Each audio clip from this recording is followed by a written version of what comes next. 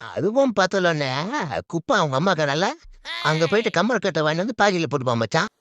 தின்றது பாம்பு போடுறது இதுதான் இவன் வேலை. சரி மச்சான், நீங்கள் பேசிட்டு இருங்க, எனக்கு கொஞ்சம் வேலை இருக்கு.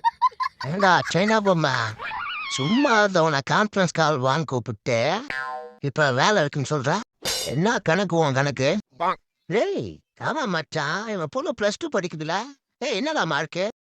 காலிலேருந்து 5 மச்சான், நீயே கேட்டுக்கோ. என்னம்மா அழற? என்ன பெயின் ஆயிட்டியா? 600க்கு 590 அங்கிள். 590?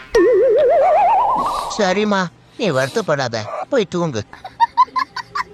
என் பையனை காட்டுறோம் பாரு, 35 தான் எடுத்தான், என்ன அலப்படம் பண்றான் பாரு.